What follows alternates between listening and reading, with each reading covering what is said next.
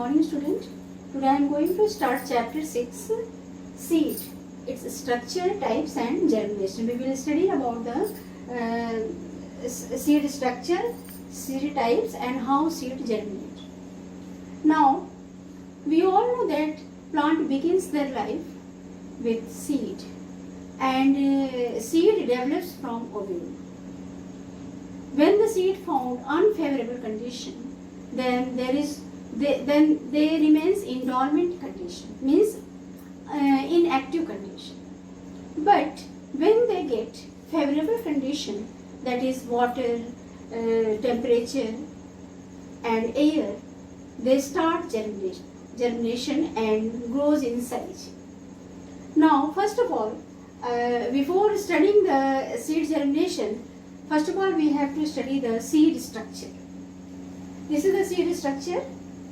It has the outer protecting layer that is called the seed coat, and with the mainly the all seeds have two main parts, and it is seed coat and embryo. These are the two essential parts of the seed: seed coat and embryo.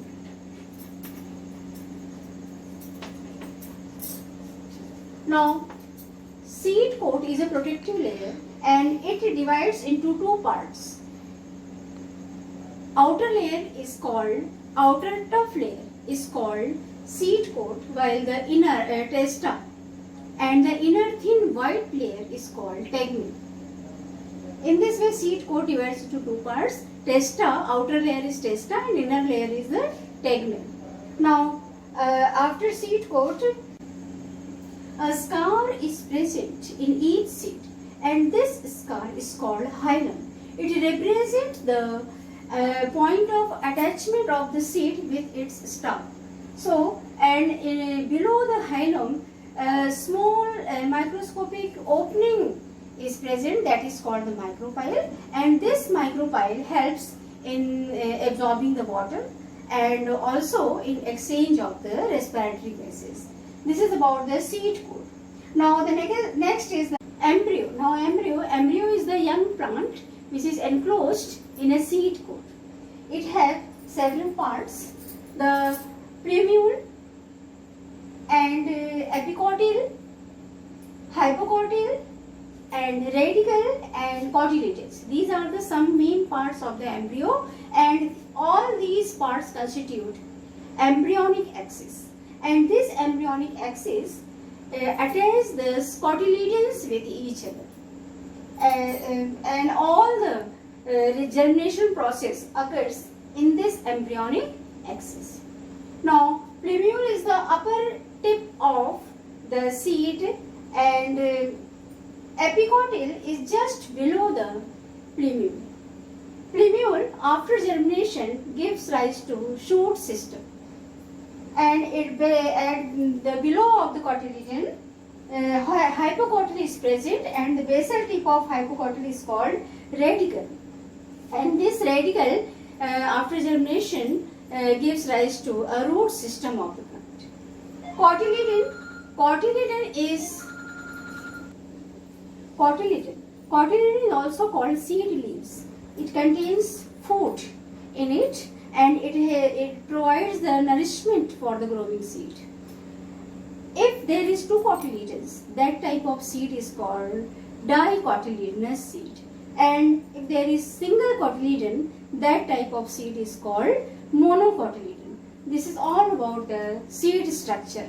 Now we will study about the types of seed. On the basis of presence of cotyledons, seeds are classified into two categories: dicotyledonous seed and monocotyledonous seed.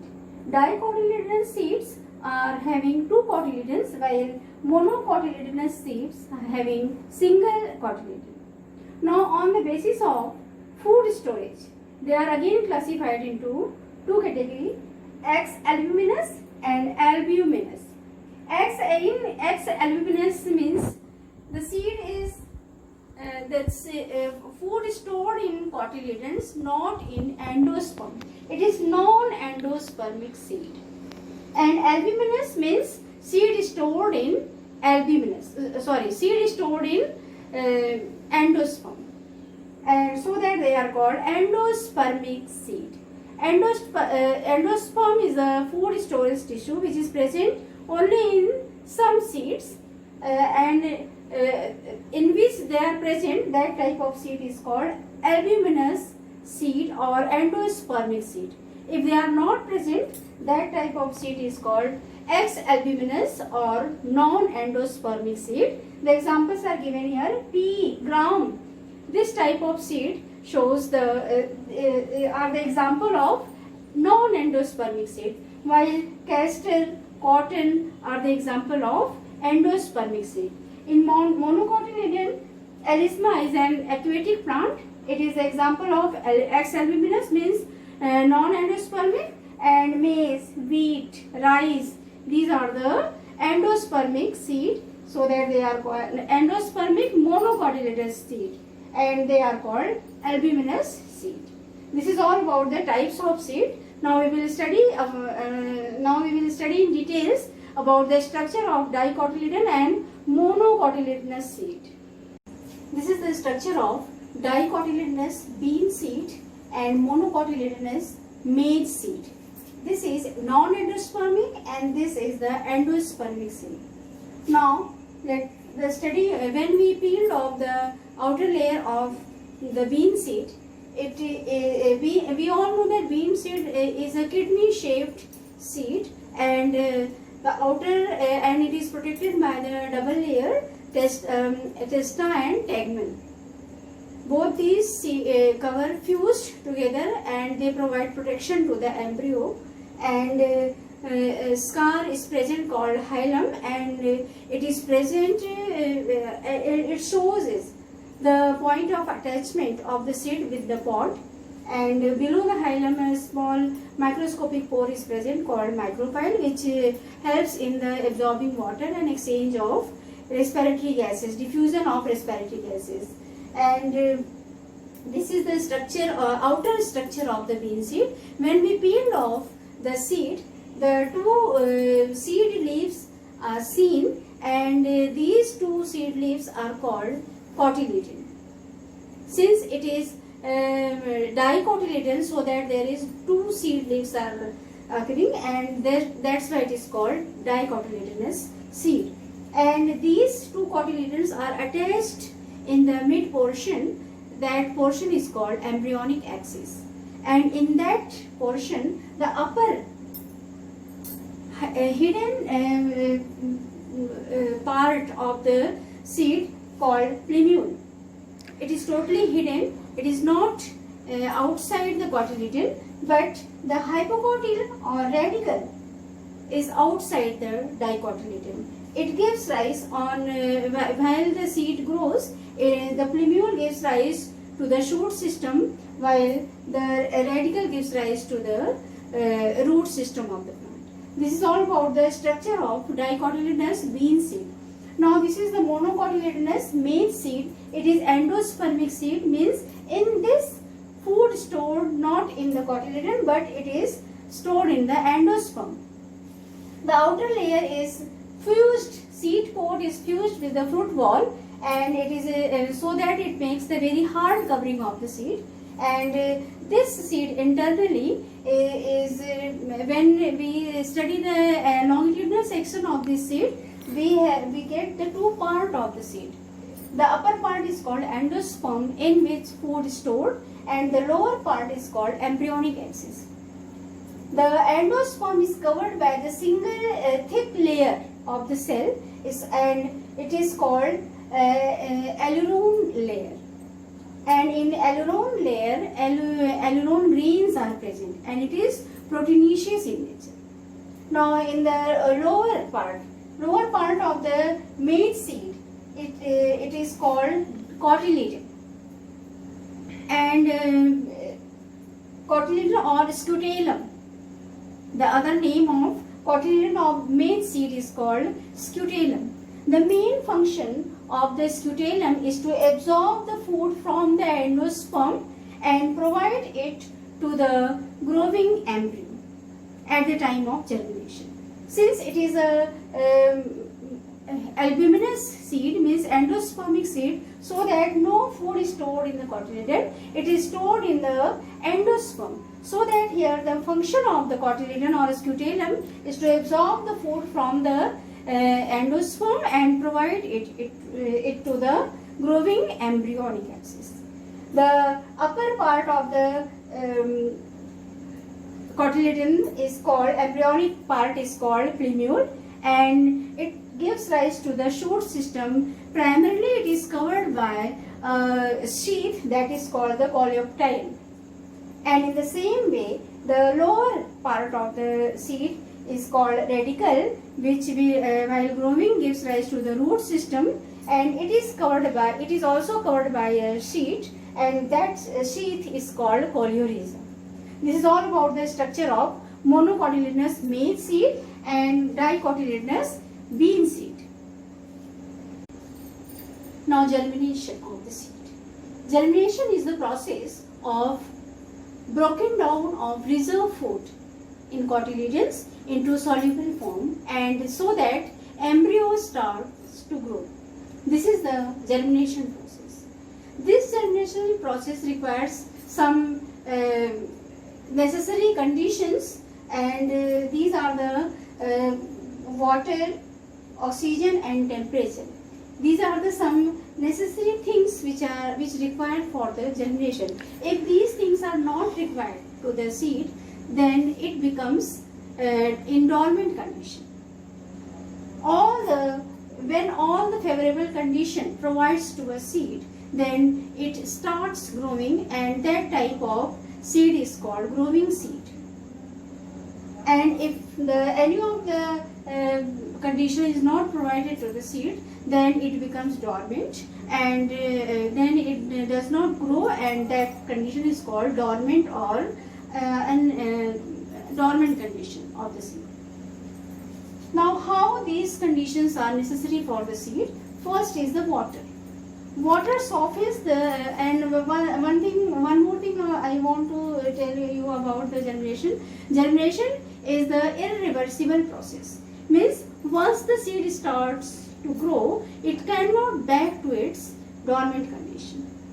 This is also a very important point about the germination. It is irreversible condition, and in this oxidation of food occurs. Now water, it softens the seed coat. Due to the softness of the seed coat, plumule and radicle emerges out very easily, and because of the absorption of water, when the seed absorbs water through the micropyle, the metabolic activity starts in the seed. Metabolic activity means hydrolysis. It starts the hydrolysis process, and so that food broken down, and because of the and it comes into the soluble condition, and it also translocate the soluble food to the embryonic axis, so that in this way it provides the nourishment to the embryonic axis, growing axis. Now oxygen. We all know during the germination seed needs energy, and this energy they get from the oxidation process of the food, and this oxidation occurs in the presence of oxygen, so that oxygen is also very important for the growing seed. Now next is the temperature. All the metabolic activities of the seed occurs at an optimum temperature, and that range of the temperature is 25 degrees centigrade to 35 degrees centigrade. If the below the 25 degrees centigrade temperature is provided to the germinating seed, no proper germination occurs, and if above the 35 degrees centigrade temperature is provided to the germinating seed, so again no proper germination occurs in the seed. So that these conditions, water, oxygen and temperature, is very necessary for the growing seed. There are three types of germination. First is epigene germination, and second is the hypogene germination, and third is the viviparous, germination. Now in apigeal germination, hypocotyl elongates so that it lifted the cotyledons above the ground, and it remains all the embryonic axis below the ground. Means the cotyledons lifted above the ground due to the elongation of hypocotyl in apigeal germination. And this type of germination occurs in castor and bean seed. While in hypogeal germination, epicotyl elongates so that it pushes the cotyledons under the ground, and only the embryonic axis, that is plumule, coming out and growing in a new plant.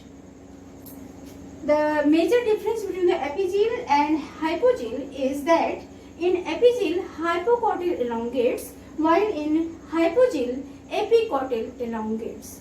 And due to the elongation of hypocotyl in apigeal, cotyledons lifted above the ground, and in hypogeal, due to the elongation of epicotyl, cotyledons remains in the ground. And the next difference is it occurs mostly in the gram and pea seed. Now the third is the viviparous germination. There are some fruit like coconut in which germination occurs inside the fruit when they are attached to the plant, and this type of germination is called viviparous germination. Means there is no any role of the seed. Fruit germinate itself inside it, and that type of germination is called viviparous germination. This is all about the types of germination. In this way I have completed this chapter, and I will give you the PDF, and we'll start with the next chapter in next class. Till then, thank you.